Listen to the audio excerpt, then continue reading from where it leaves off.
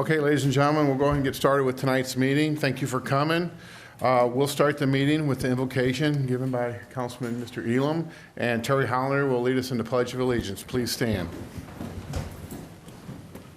Let's pray. Father God, we pause before you at this time just to ask for your wisdom to come upon us. We thank you for the day that you've given us. We thank you for the blessings that you give us every day in this country, and we just pray that we'll be faithful and just upon the responsibilities that you've laid upon us tonight. We thank you for those who've taken the time out of their schedule to show up tonight and get involved, and we pray that more would do that as we move forward. We thank you for the things that you've done, and we pray that we'll be light upon your people. We ask this in your name. Amen. Amen. Pledge allegiance to the flag of the United States of America and to the republic for which it stands, one nation, under God, and indivisible, with liberty and justice for all. Thank you, guys. Roll call. Councilmember Joe Cronin. Here. Councilmember Mike Elam. Here. Councilmember Dave Hammond. Here. Councilmember Joe Brazel. Here. Councilmember Terry Hollander. Here. Councilmember Mike Klinghammer. Here. Councilmember John White. Here. Okay, moving on to a public hearing. We now have a public hearing on traffic regulations and a capital improvement program for years 2016 and 2020. We will, Don, we'll have a outlay next meeting on is that what you were telling me? No, on the transportation improvement program. Oh, okay, I'm sorry. Bill for introduction. Okay. Yes, anybody who'd like to speak on it, please come up here to the microphone, and then after you're done, fill out a card, please. Okay. Good evening, first of all. My name is Charlene Smith. I live at 60 Skyline Drive, St. Charles, Missouri, 63304.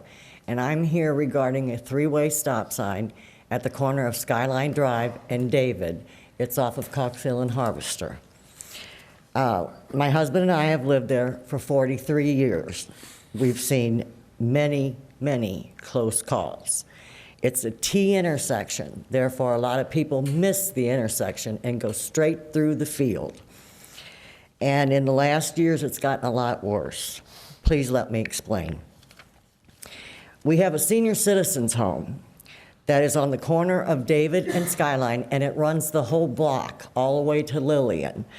Plus, the Harvester Rest Home owns more than just the main facility. It owns 13 houses that is inhabited by 4 to 6 people each.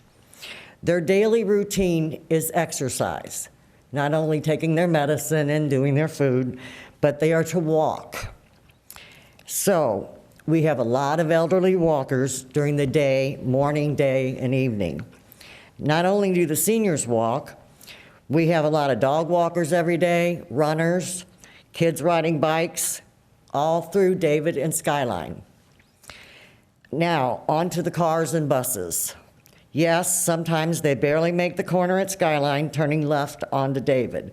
The drivers on David that are coming over Skyline usually don't slow down. They don't look to see if someone's coming down the main road of Skyline. I've seen buses come across David, jump on 2 wheels in the air. That's how fast they're going. They don't look to see if anyone is coming down Skyline. I've talked to the bus drivers, I've talked to the school, gotten nowhere. It needs a stop sign. When the buses that are on David turning left onto Skyline, they're usually on the wrong side of the road because they don't have to stop. We've put up huge rock on our property with the permission of the highway department. They've run over those big rocks, the buses have, and the cars. They've also cut through our property because they can't make the corner, and they go from our driveway, skip through, and go to David because they can't make the turn. That pretty well sums up what the problem is. I really hope that you consider the three-way stop, and I do thank you for listening to my request. Is there any questions? Thank you, ma'am. Thank you. Any other comments on traffic regulations? Yes, Mr. Dino. Just a point of clarification, are you having 2 separate public hearings or 1? This is not public comments yet. Is that what you're asking me? You said capital improvement projects and It says public hearing, traffic regulations, and it also says capital It's improvement. two separate, there's two separate hearings. Okay, so we'll do the traffic regs first. Any other comments on traffic regulations? Seeing none, now we'll have public comment on capital improvement programs for 2016 through 2020.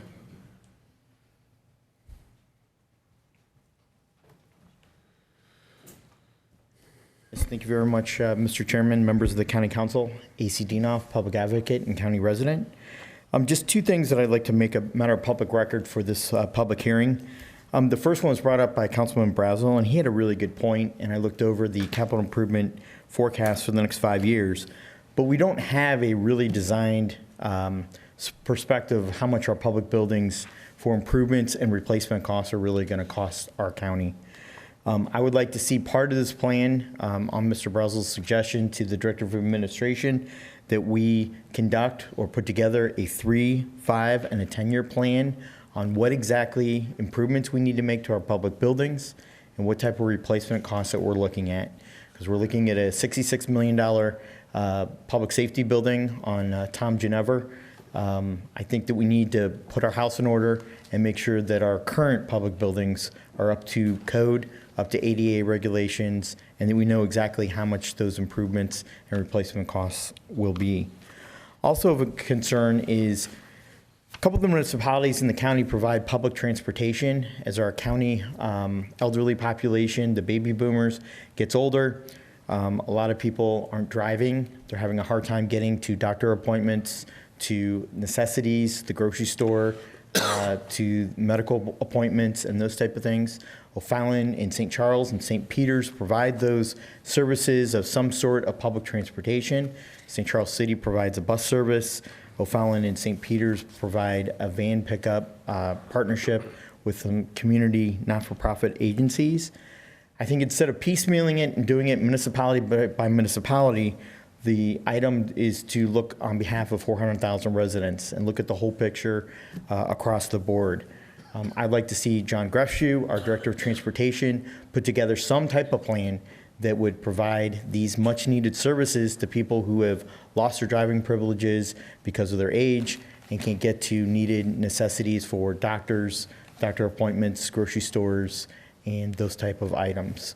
So I'd like to see those two things added in the capital improvement plan. Thank you. Thank you. Any other comments on the public hearing on the capital improvement program? Okay, seeing none, that closes public hearings. Now we'll move to public comments. We allow 3 speakers per topic. You have 3 minutes to talk. We have 3 pro and 3 con. After you speak, fill out a speaker's card or fill out one out before you speak.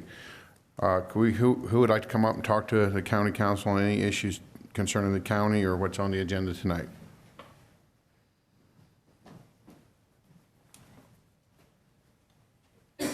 My name's Kieran Pori, and I'm not a senior citizen, but I do have a hidden disability. I have Asperger's syndrome, and it doesn't just affect in social areas. Unfortunately, I'm affected neurologically, which is why I don't drive.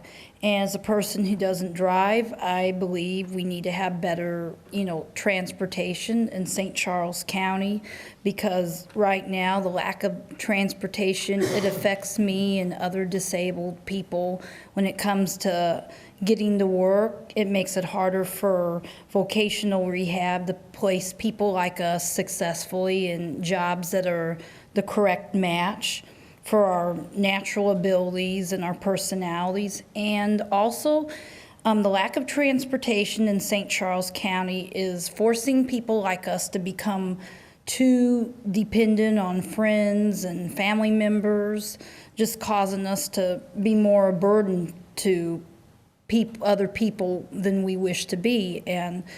And currently, not all of St. Charles is covered when it comes to transportation. SCAT doesn't cover every area in St. Charles. And, transportation like the Delta Center, they can't give us the services that they wish to give us anymore due to lack of funding. And also, it's hard to, have enough transportation for essential shopping or like going to the grocery store. or if you have to pick up medicine that you need to pick up, and if you don't live in walking distance. So anyway, basically, the bottom line is the lack of transportation affects our daily lives very much so. It not only robs us of independence, it also robs us of having good self-esteem. So I appreciate all of you for listening and taking anything that I have to say seriously. I'm not just speaking out for myself, but on behalf of anybody else who's been in the same boat as I've been in. Thank you. Thank you. You're welcome. Thank you.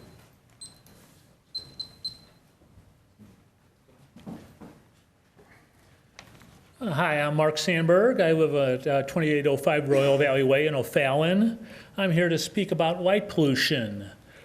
And you ask, what is light pollution? It's the adverse effect of any artificial light, including sky glow, glare, light trespass, light clutter, decreased visibility at night, and energy waste. First thing we'll talk about is energy waste. You've seen the gorgeous pictures of the U.S. lit up at night. Well, that's all the light shining up into the sky. That's wasted energy. They estimate in the U.S. that's about a $3.3 billion loss of money. Glare. Anytime you're in a house or in a building, all the lights are either, have shades on them or they're recessed into the ceiling. Why don't we show the same type of consideration when we're outside? Outside we have lights blazing everywhere, shining in your eyes, whatever. Along the same line, light trespass, when light comes onto your property that you don't want. For instance, my bedroom looks right out on a street light. I can read in my bedroom from the street light outside. That shouldn't happen. Impacts on air pollution. The amount of coal that is burned to keep one street light, one 150-watt street light lit for a year, that'll produce a ton of CO2. When you multiply that by all the street lights, think how much CO2 is going up into the atmosphere. Light at night also affects human health. A really scary statistic, in undeveloped countries, 1 in 35 women will develop breast cancer. In the first world, in the developed world, that statistic is 1 in 7 women will develop breast cancer. Last thing I want to talk about is the loss of the night sky. About 90% of the children in the U.S. have never seen the Milky Way. So that's something, that we should care about. I would like to talk to somebody within the county government who deals with the street lights. And I also would encourage you to consider setting up an outdoor lighting committee to start, figuring out a better way to do these types of things. And the last thing I'll mention is I do have a website if you want more information. It's sustainableoutdoorlighting.com. You can see what I've been talking about, but there's pictures with it. Thank you. Thank you. Is there anybody else like to please come up?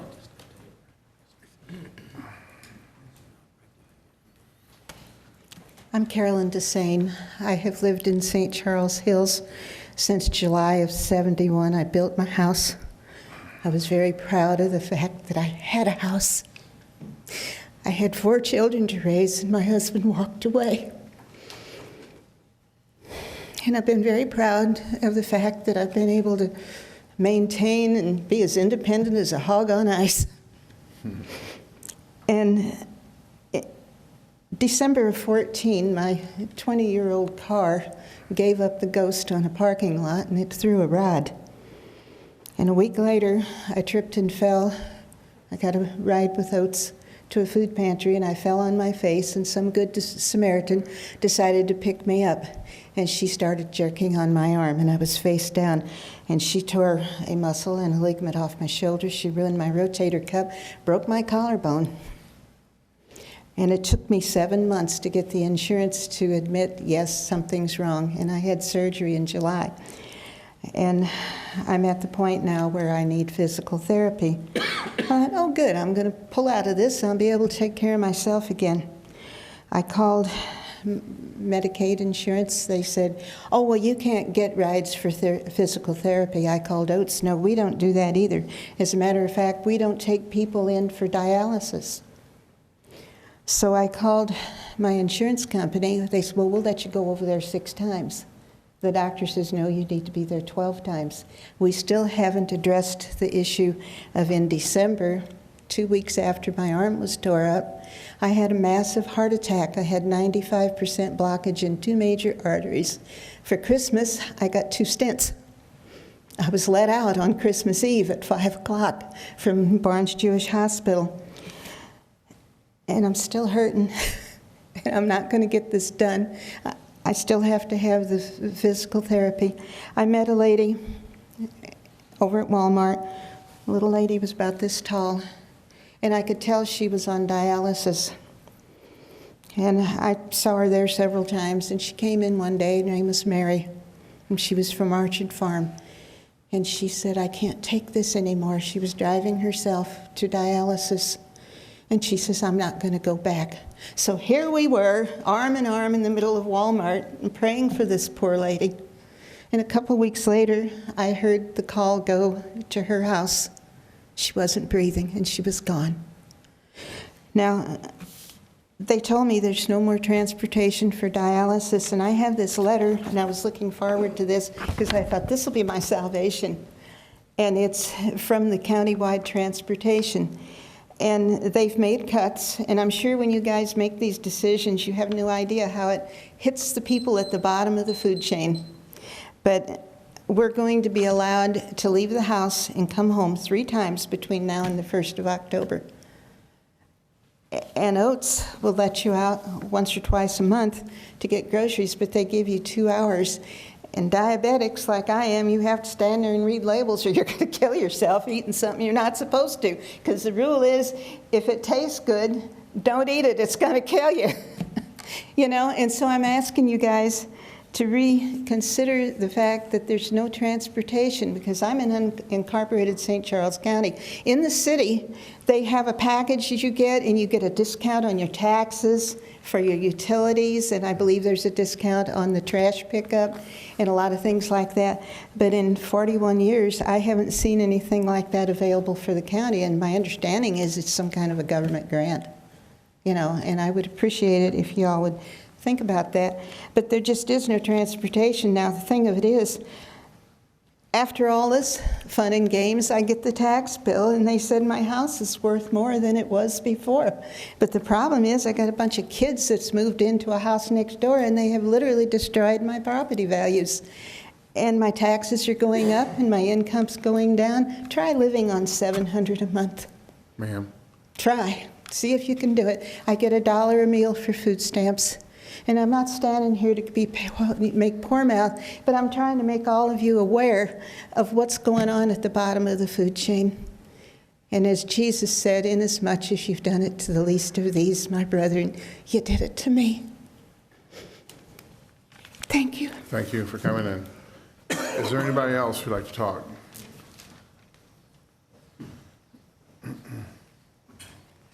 The 2 or 3 people that spoke just before me, we all have the same problem with transportation. I don't look disabled, but I have been for the last 13 years. I have a seizure disorder. So that's when the doctor says, give me your keys, and you no longer have an option to driving. So then what do? You live in St. Charles, you look at all the options for driving. Fortunately, Delta Center used Oates at the time, but that funding has been dropped. Urban transportation, you get 6 one-way trips every quarter. So that's basically 1 round trip a month. That's for essential shopping. I'm a veteran of the Vietnam War, so I have rides to my doctor's appointments and to the 2 hospitals and the clinic. So I'm very fortunate there and blessed. But there are still other things, shopping. If you want to go get a haircut, if you want to go to the hardware store, is that considered essential shopping?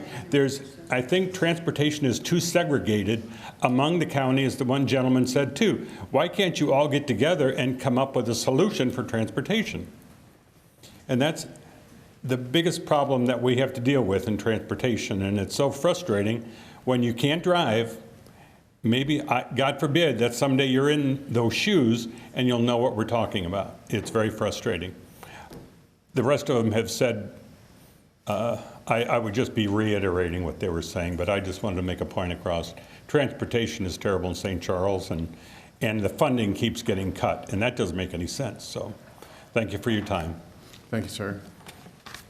Is there anybody else who would like to talk at this moment?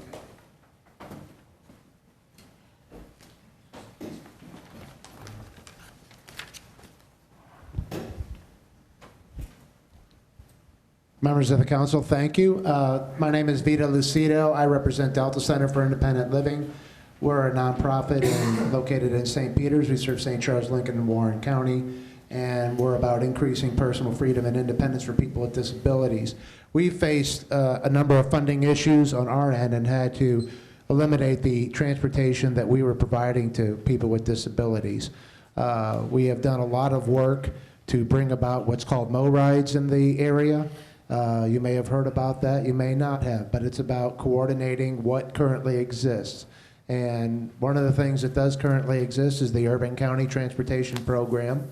I know there's a lot of funding issues related to that, and it's not, transit really through that is not a primary focus, but maybe with that and some other monies from other areas, it can be expanded. There are people, as you've already heard, that are getting one ride a month round trip. You know, what if they have to go to the bank first before they, can shop, and then go to the, the pharmacy? They're locked and alienated in their own home. They're reliant on family members, if family members will even help them, if they even have family members. So there are people in the community that need a little bit more of what's available out there. A little more coordination and cooperation among the county with the cities to see what we can do better.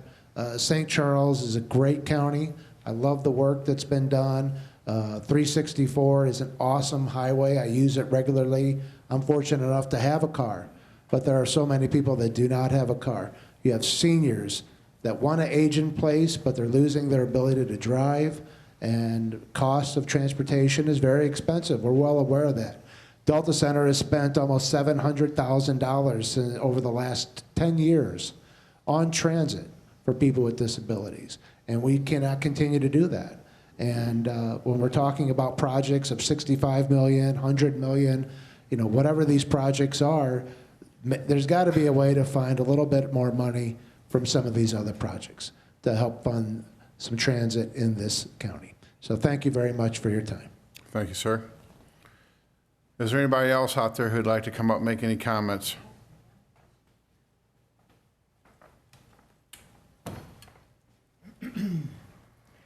Thank you very much, Mr. Chairman, members of the County Council, A.C. Dienoff, County Public Advocate and resident. Bill 4256, I spoke about or at the beginning of the month. There's reasons why we had this split in the dispatch and alarm and police communications. Nobody still has researched the historical background and told us exactly why that was done.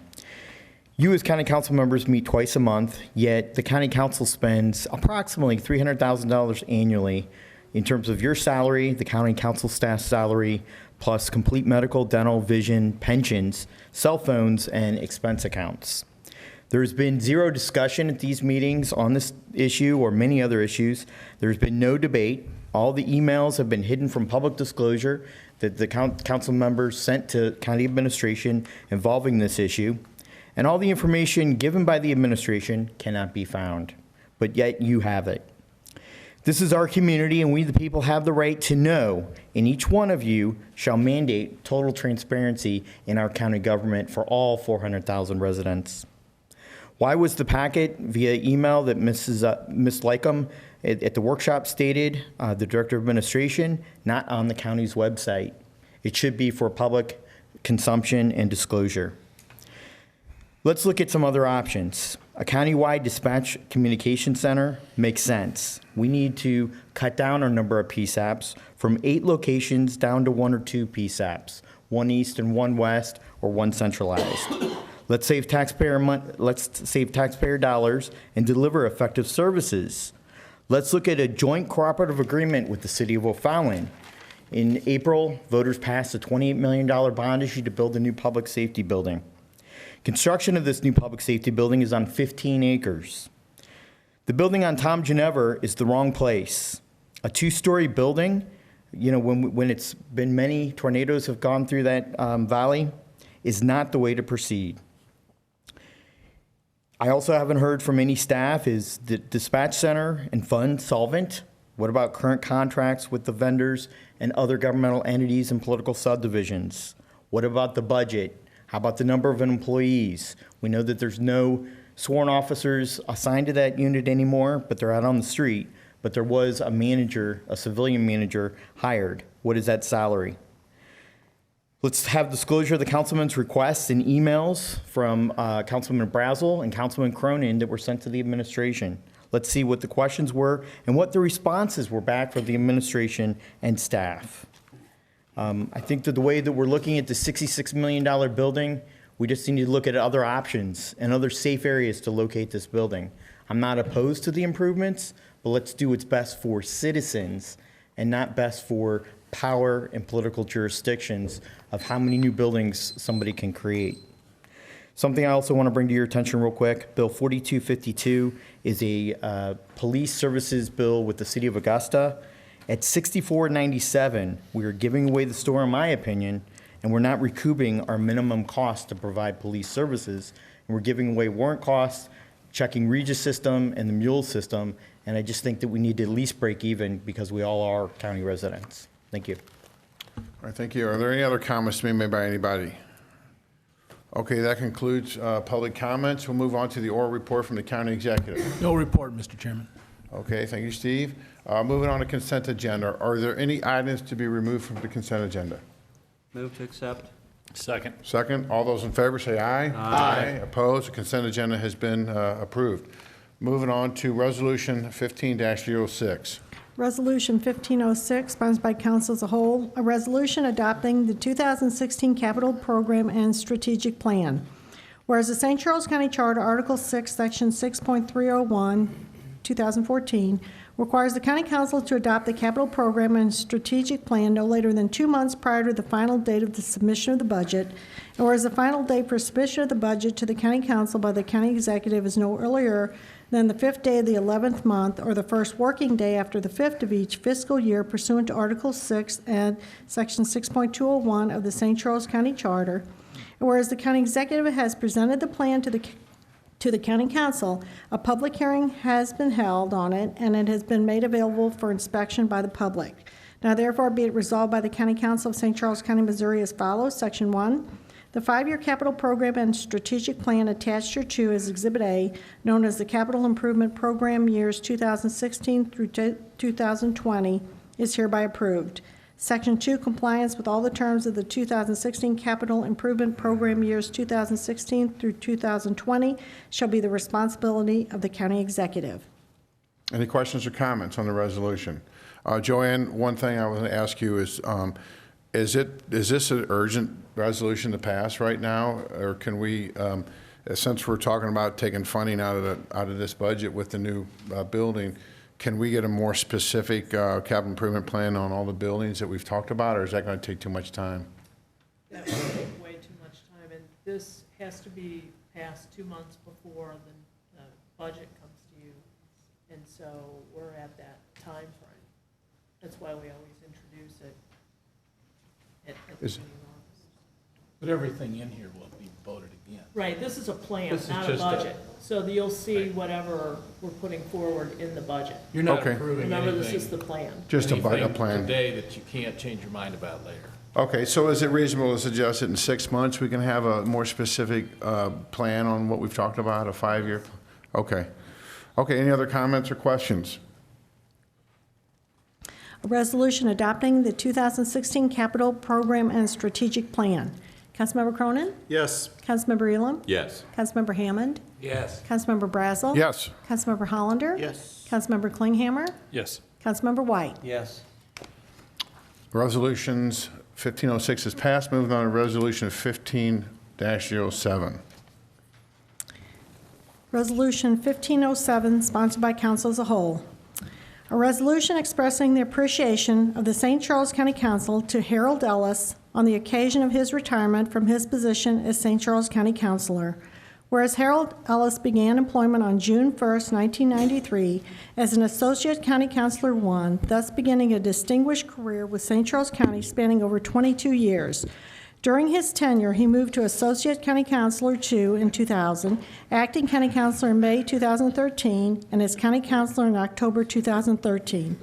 And whereas Harold Ellis joined the councilor's office less than 6 months after St. Charles County had entered into its government, becoming a home rule form of government under a charter adopted by the voters, and Harold Ellis, a student of history, joined the county at a fortuitous time in both his career and the county's history.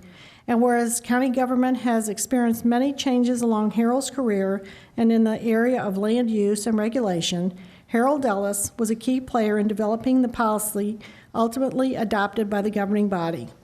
Whereas during the more than 22 years Harold Ellis served as an associate county councilor, he represented several county departments, ultimately serving as county councilor and therefore responsible pursuant to the charter of the county for representation of all the departments, officials, boards, and commissions of the county government. And whereas while Harold Ellis did outstanding work behind a desk, he also drudged through creeks, weeds, and heavy brush to secure right-of-way for various road projects, as well as serving as legal counsel when American Indian artifacts were unearthed on road projects. And whereas Harold Ellis is known for his fondness for traveling, good music, cooking, dark chocolates, and coffee, and for the fact it was never uncommon to learn something new after having a conversation with Harold Ellis. And whereas it was always a pleasure working with Harold Ellis, as he is a man of good nature, prompt, dedicated, and willing to give his undivided attention. Now therefore be resolved by the County Council of St. Charles County, Missouri as follows. Section 1, the St. Charles County Council hereby commends Harold Ellis for his distinguished career with St. Charles County government and his exemplary commitment to this government, and further takes this opportunity to applaud the contributions of Harold Ellis and ensure they are duly noted and recorded herein as a tribute. Section 2, the St. Charles County Council, on behalf of the citizens of St. Charles County, hereby express sincere appreciation and heartfelt thanks to Harold Ellis for his many years of dedicated service, and wish him every happiness and well-earned enjoyment in his retirement as he looks back with pride on his accomplished career. Well, I wasn't going to let Harold just sit there. We had to get him up here because we're not through yet. As you guys all know, I've been here not as long as him, but almost too long too. So I just want to say a couple things. In the years I've worked with Harold, it's almost been 16 years, believe it or not, I've worked with him. Like the resolution says, he's been here over 22 years. And just some funny or not so funny things that we did together. Harold is, you guys know, he's like always so calm and just so relaxed and such a gentleman and so polite, unlike me. And so we'd go to different situations. The first one was the biggest challenge we had. We've had some challenges. A few. Yeah. Proposition Y, that was an interesting one. The illegal annexation challenge that we brought to the county voters, which was passed, in which we got sued, and which we won. And that one was interesting. And then we also had the bicycle challenge. Yes. That was very interesting too. Although we didn't go anywhere with that because we weren't so sure where we'd end up. So that's still considered a victory because that was where we went with that one. And then we had also the Westboro Baptist Church was a very interesting one under Harold's leadership and Joanne's and members of our staff.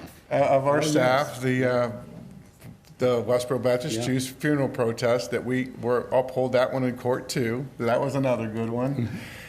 And then the red light camera challenge. And so I just what's funny, what's great about Harold is I would say, Harold, you know what I'd really like to do is I'd like to do this. You want to do what? Well, let's just figure it out. And he's always so good about that. So I'd just like to congratulate him for all the time he's worked and all the stuff he put up with from us to the council. Yes, Steve. Mr. Chairman, you're forgetting the most difficult project was ever involved in, Augusta Bottom Road. Oh, yes. And this, ladies and gentlemen, is a case that you would go down in the history books for law students. This was the most complicated 5 years, how long? Well, the lawsuit was over 2 years. Oh, more than that. I mean, and You've this been working problem- on it for longer than that. Oh, 5 years, and Harold got it resolved. Harold did all the paperwork on this one. And this is with Warren County, Washington, Augusta, a village of 3 creeks, whatever that is. They were in for a while. It had so many entities involved. It was so complicated, and Harold calmly worked through it all and did everything. It was phenomenal, phenomenal. Does the council, would you gentlemen like to make any comments? I had an enjoyable time with Harold going down and walking through the casino to try to figure out how to write smoking ordinances. And then the casino security people looked at me and Harold and thought, we don't quite fit in there, because, with all the folks that are sitting around the slot machines every day, and they started following us around. But I thought it was pretty interesting. And Joe, your words are exactly right. He's a calm, cool head, and we're going to really miss him. Yeah, I'll follow up with that too. Harold's the type that goes out and takes on projects head on. When we needed to go out and look at some of the marinas, Harold was out there tromping around in the mud and figuring out what we needed to do to get them into compliance. And it just goes to the type of person that he is. Doesn't like just to sit in the office and push paper from one side of the desk to the other. Harold's the type that actually gets out there and does the real work that's associated with county government, and I've learned a lot from him in just the last couple of years that I've had the pleasure of working with him. But you're going to be a hard man to replace. There's no doubt about that. Thank you, Phil. Do you want to say anything, Harold? Well, I'm terribly embarrassed, but I'm also very grateful for the years I've worked here, the committed and dedicated elected officials of this county I've worked with, and the dedicated staff of this county that I've worked with over the years. I've been told many times that attorneys, especially if they're in land use or condemnation work, should have dirty shoes. So I've liked to get out from behind my desk and get into the field. I like to see the places that decisions that the county makes will affect. And I know I will miss St. Charles County, and I will remember my years here very fondly. Thank you.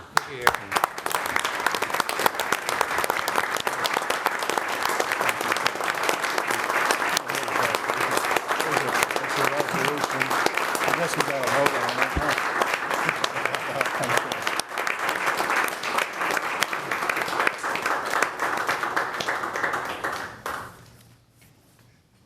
huh? You want to call the...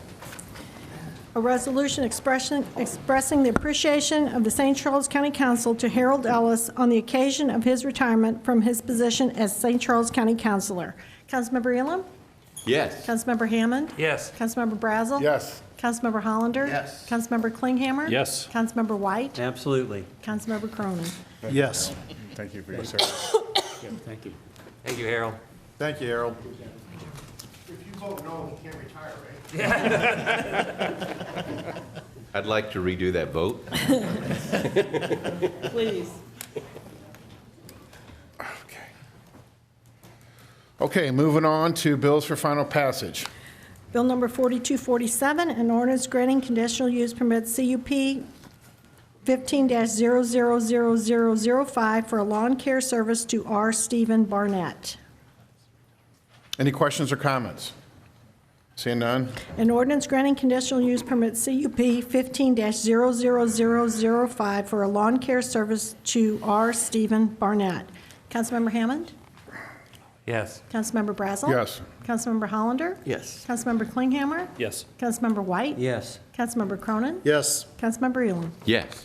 Bill 4247 is passed. Moving on to Bill 4248. Bill number 4248, an ordinance granting conditional use permit CUP 15-000006 for a nursery and lawn care service to Hoops Lawn and Landscaping LLC and Jason Hooper. Any questions or comments on 4248? Seeing none? An ordinance granting conditional use permit CUP 15-000006 for a nursery and lawn care service to Hoops Lawn and Landscaping LLC and Jason Hooper. Councilmember Brazel? Yes. Councilmember Hollander? Yes. Councilmember Klinghammer? Yes. Councilmember White? Yes. Councilmember Cronin? Yes. Councilmember Elam? Yes. Councilmember Hammond? Yes. Bill 4248 is passed. Move on to Bill 4249. Bill number 4249, an ordinance amending the zoning district map of the County of St. Charles, Missouri by rezoning land from C1 PUD Neighborhood Commercial District with Planned Unit Development Overlay District to R1D PUD Single Family Residential District with Planned Unit Development Overlay District. Questions or comments on 4249? Joe, anything? This closes a very contentious chapter of that development, and to the satisfaction of the existing residents in the subdivision and the neighbors. And I think Wayne Anthony's staff did a really good job working out the details of this. All right, thank you, sir. Okay. An ordinance amending the zoning district map of the County of St. Charles, Missouri by rezoning land from C1 PUD Neighborhood Commercial District with Planned Unit Development Overlay District to R1D PUD Single Family Residential District with Planned Unit Development Overlay District. Councilmember Hollander? Yes. Councilmember Klinghammer? Yes. Councilmember White? Yes. Councilmember Cronin? Yes. Councilmember Elam? Yes. Councilmember Hammond? Yes. Councilmember Brazel? Yes. Bill 4249 is passed. Move on to Bill 4250. Bill number 4250, an ordinance authorizing the county executive to execute Surface Transportation Program Agreement, Federal Project STP-5414628 with the Missouri Highways and Transportation Commission for allocation of funds to 80% of the eligible cost up to a maximum amount of $277,500 for work involving the realignment of the Jackson Road, South Point Prairie Road intersection. Any questions or comments on 4250? Seeing none? An ordinance authorizing the county executive to execute Surface Transportation Program and Agreement Federal Project STP-5414628 with the Missouri Highways and Transportation Commission for allocation of funds to 80% of the eligible cost up to a maximum amount of $277,500 for work involving the realignment of the Jackson Road, South Point Prairie Road intersection. Councilmember Klinghammer? Yes. Councilmember White? Yes. Councilmember Cronin? Yes. Councilmember Elam? Yes. Councilmember Hammond? Yes. Councilmember Brazel? Yes. Councilmember Hollander? Yes. 4250 is passed. Moving on to Bill 4251. Bill number 4251, an ordinance authorizing the county executive to execute Surface Transportation Program Agreement Federal Project STP-5414629 with the Missouri Highways and Transportation Commission for allocation of funds to 80% of the eligible cost up to a maximum amount of $805,500 for work associated with the reconstruction of approximately 1.2 miles of Westwood Drive. Any questions or comments on Bill 4251? Seeing none? An ordinance authorizing the county executive to execute Surface Transportation Program Agreement Federal Project STP-5414629 with the Missouri Highways and Transportation Commission for allocation of funds to 80% of the eligible cost up to a maximum amount of $805,500 for work associated with the reconstruction of approximately 1.2 miles of Westwood Drive. Councilmember White? Yes. Councilmember Cronin? Yes. Councilmember Elam? Yes. Councilmember Hammond? Yes. Councilmember Brazel? Yes. Councilmember Hollander? Yes. Councilmember Klinghammer? Yes. Bill is passed. Moving on to Bill 4252. Bill number 4252, an ordinance authorizing the county executive to execute an agreement with the town of Augusta for certain law enforcement services, including patrol services and enforcement of certain municipal ordinances directly related to law enforcement. Michael? Mr. Chairman, I would move that we replace Bill 4252 with Replacement Bill 4252. Second. All those in favor say aye. Aye. Opposed? Substitute bill has been adopted. Just a quick question. Is this a Dave or a Joanne question? Is there anything different from this contract than it has been in years past?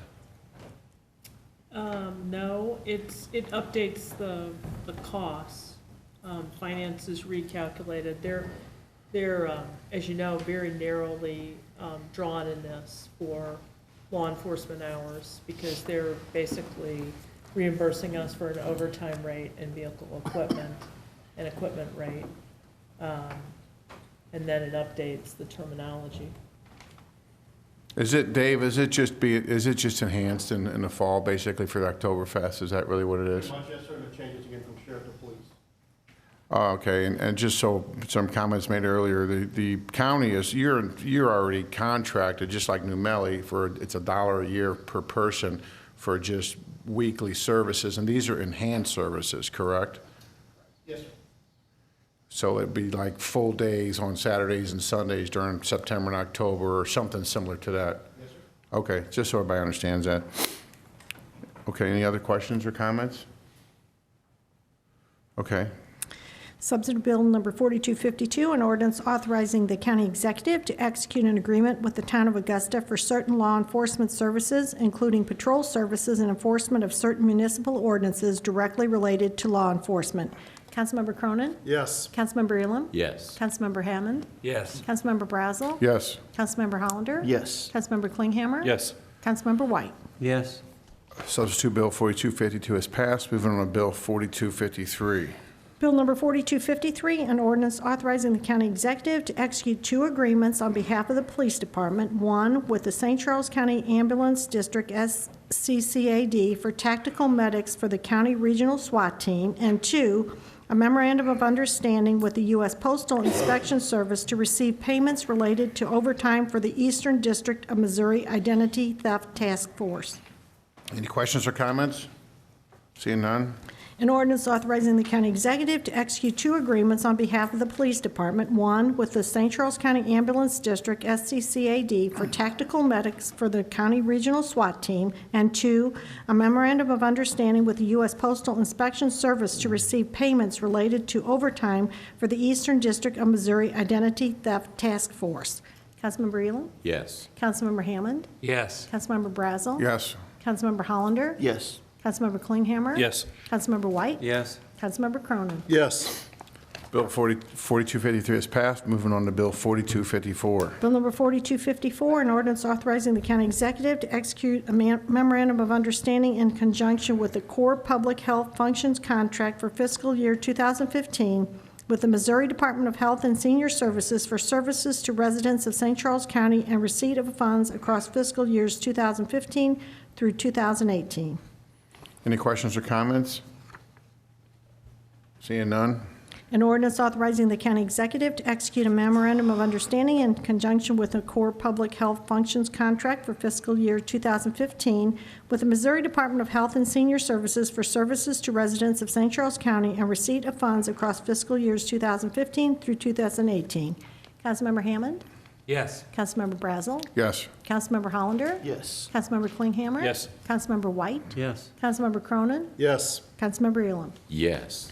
4254 is passed. Moving on to Bill 4255. Bill number 4255, an ordinance amending section 115.110 of the ordinances of St. Charles County, Missouri, OSCCMO, the Personnel Administration Plan to provide for an identification badge policy, and amending section 115.710 OSCCMO to change a classification title within the Information Systems Department and to add a classification within the Information Systems and Family Arena Departments, and amending the 2015 budget adopted by Ordinance 14-109 to reflect certain changes, additions, and deletions. Any questions or comments? I would move that we replace Bill 4255 with replacement Bill 4255. Second. Second, all those in favor say aye. Aye. Opposed? Substitute bill has been adopted. Any questions or comments on the substitute bill? Donna? Substitute Bill number 4255, an ordinance amending section 115.110 of the ordinances of St. Charles County, Missouri, OSCCMO, the Personnel Administration Plan, to provide for an identification badge policy, and amending section 115.710 OSCCMO to add a classification within the Information Systems and Family Arena Departments, and amending the 2015 budget adopted by Ordinance 14-109 to reflect certain changes, additions, and deletions. Councilmember Brazel? Yes. Councilmember Hollander? Yes. Councilmember Klinghammer? Yes. Councilmember White? Yes. Councilmember Cronin? Yes. Councilmember Elam? Yes. Councilmember Hammond? Yes.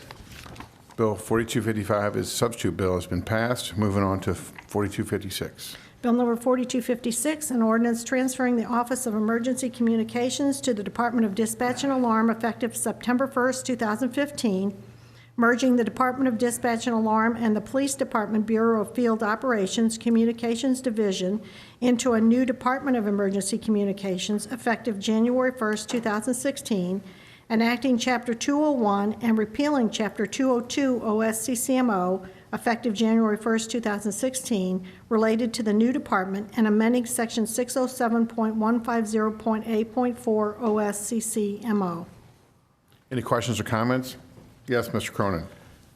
Unlike what was said at public comments, we did discuss this and we talked about it. And at the surface, it looks like we're creating another layer of government, but actually when you dig deeper, you're finding out that we're actually making things much smoother to run in emergency communications and with a dispatch and alarm.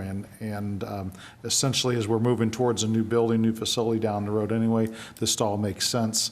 And I've talked to the firemen and dispatchers and everybody else, and everybody thinks it's a great idea. So whoever out there is responsible for putting all this together, I think you did a good thing. It's going to make things work smoother in county government down the road. Yeah, and also I had no email sent to the staff and any unanswered questions either, so I don't know what that was. But any other comments? Okay. An ordinance transferring the Office of Emergency Communications to the Department of Dispatch and Alarm effective September 1st, 2015, merging the Department of Dispatch and Alarm and the Police Department Bureau of Field Operations Communications Division into a new Department of Emergency Communications effective January 1st, 2016, enacting Chapter 201 and repealing Chapter 202 OSCCMO effective January 1st, 2016, related to the new department, and amending Section 607.150.8.4 OSCCMO. Councilmember Hollander? Yes. Councilmember Klinghammer? Yes. Councilmember White? Yes. Councilmember Cronin? Yes. Councilmember Elam? Yes. Councilmember Hammond? Yes. Councilmember Brazel? Yes. Bill 4256 is passed. Moving on to Bill 4257. Bill number 4257, an ordinance granting the replacement of a permanent utility easement over property owned by the County of St. Charles, Missouri to Union Electric Company doing business as Ameren, Missouri, a Missouri corporation, its successors, assigns, licensees, agents, lessees, contractors, subcontractors, and tenants. Any questions or comments? Seeing none. An ordinance granting the replacement of a permanent utility easement over property owned by the County of St. Charles, Missouri to Union Electric Company doing business as Ameren, Missouri, a Missouri corporation, its successors, assigns, licensees, agents, lessees, contractors, subcontractors, and tenants. Councilmember Klinghammer? Yes. Councilmember White? Yes. Councilmember Cronin? Yes. Councilmember Elam? Yes. Councilmember Hammond? Yes. Councilmember Brazel? Yes. Councilmember Hollander? Yes. Bill 4257 has been approved. Moving on to bills for introduction. Bill number 4258, requested by John Greifsuz, sponsored by council as a whole, an ordinance approving a First Amendment to the intergovernmental agreement with the City of Cotterville for the reconstruction of a portion of Route N. Any questions or comments on 4258? Seeing none. 4259. Bill number 4259, requested by Steve Almond, sponsored by council as a whole, an ordinance approving the Transportation Improvement Plan for fiscal years 2016 through 2018 and corresponding intergovernmental agreements. Any questions or comments on Bill 4259? Don, this is what you were speaking of here? Okay, and with the transportation that some of the folks were coming up talking about, I'm slightly confused, actually. What the county... We are too. We don't know if they're referring to our CDBG, the portion of our CDBG grant that is used for that. And of course, if that was cut, it was cut by the federal government, not by you all. So Well, we don't do, that's what I was confused because we don't do public transportation. No, we don't, but we have some, don't we have part of the CDBG grant, some of it goes to... Wayne's missing tonight. He could give you far more details, but in cooperation with St. Peter's, I believe it is, we help fund certain transportation options as part of the CDBG funding. But that has nothing to do with this, does it? No. These are just road construction projects. So during budget is when we talk about funding transportation, is that right? Right. Correct? Well, Or if that... during the CDBG plan That, yeah. process. And, yeah, they just adopted it like within the last 2 months. I think the letter that the lady brought, I actually saw it when she flashed it through, and I think that came from the city of St. Peter's. It looked like their logo. administer the program on our behalf. Right. So that's either because you're a St. Peters resident, you submit a letter from the city of St. Peters, or if you're in the unincorporated county under the transportation program, your letter would also have to be from the city of St. Peters. Not positive about that. Sure. They administer that for us, so. But like as Mr. Elman said, if the funding got cut federally and St. Peter's administrating, there's not a lot we can do. Right now, we've not seen a cut to from federal dollars. You all did change the plan this past year to incorporate some different activities, but we have to have Wayne provide a report on that. I would suggest that if you folks live in St. Peters, I would, No, we're in the county. Okay. Would you like us to have Wayne do? Wayne will be here the next meeting. yeah, Wayne will be here at the next meeting. We'll be able to thoroughly answer your questions better. I'll have him do something as part of my report. But in my district, we don't ever have, we won't have any kind of transportation. That's done mostly through the municipalities, so. No, they do it out in my area too. I've got a 93-year-old mother-in-law and an 87-year-old mom that can't drive, so I'm aware of the situation you're in, and there are some resources, but they're very limited. Yeah, we do. We have Yeah. Mr. We Chairman, back hear to you. what you're saying, Back to just you. don't know how to respond to you. We fund it, and then they administer it. Okay, Mr. yeah. Chairman, back to your question, though, it has nothing to do with this bill. Yeah, it has not, yeah, that's what I just wanted you guys to understand, that you're more than welcome to always come in and talk to us, but it doesn't have anything to do with this transportation improvement plan. Well, we understand that. Okay. It's just that this letter was just a real whack, because you're allowed out of the house once every 8 weeks. You can go up there and back, and we'll take you one way and leave you, you know? Okay, well, we understand that. We can address your concerns with when Wayne Anthony is here that deals more with that. Okay, moving on to Bill 42. 60. Oh, 4260, Bill number yes. 4260, requested by Michelle McBride, sponsored by Joe Brazel, an ordinance authorizing the county executive to execute an intergovernmental agreement with the city of Flint Hill for collection of ad valorem real property taxes. Any questions or comments? I'd like to thank Michelle McBride for sitting through this meeting for this. And I'd also like to thank her on behalf of the folks in Flint Hill, which is in my district, because a lot of these small towns don't have the way to efficiently collect the taxes, and your office provides a great service to them. So thank you in both counts. Mr. Chairman, Yes, Steve. maybe you can, if you have any questions, ask her now so she doesn't have to come back again next meeting. Does anybody have any questions for Ms. McBride? Oh, we're going to let you off the hook tonight. Okay, that concludes bills for introduction. Are there any table bills to be removed from the agenda, from the table? Seeing none, moving on to announcements and miscellaneous. Does anybody have any comments or? I have one. I'd like to welcome and also invite folks from St. Charles County to St. Paul Catholic Church's annual picnic in St. Paul. It's right up 79. There'll be signs directing there. It's the oldest and largest church event in St. Charles County, and there's lots of food and fun for all the family. And it's this Sunday, September 5th. Okay? Sunday, September 5th, and you're all welcome out there. There's plenty for y'all. Thank you, Mr. Cronin. Mr. Chairman? Yes, Steve. Yeah, I would just like to add my congratulations to Harold, and thanks for, 25 years of service, but also 25 years of friendship. It's been great working with Harold the last, 13 years. But 10 years before that, I was in private practice, and we had a lot of cases. And from the very beginning, we were both ex-history teachers who went to law school as a second choice. So I have some other stories that I could tell, but I'm going to hold on to them. And I'm going to, later this week, we're going to have a retirement party for Harold Nowell. I'll be sharing those then. Thank you, Steve. Is that any other comments? I have two things. One, Harold, I appreciate your patience for a guy who's brand new to government and would walk into your office and go, God help me. And you would walk me through a lot of stuff, so I appreciate your patience there. The second point that I had, I want to thank Jennifer and the administration for setting up that tour to the Emergency Operations Center, and for that was a great education. So I really appreciate that, and I learned a ton, so I appreciate you guys making the time. That was Jennifer's idea. I never even thought of it. She came in and said, they need a tour, so that was purely her idea. That was an awesome idea, because it's one thing to talk about this stuff, it's a whole other thing to see it and experience and stand in the room and kind of figure out what our dispatchers and everybody has to go through. So I really appreciate you doing that.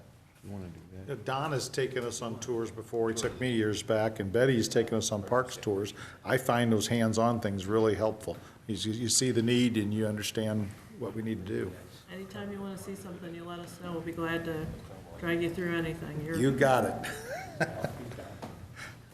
Okay, is that everybody? Motion to desist? Motion to adjourn? Second. Second. Are we adjourned? Thank you for coming.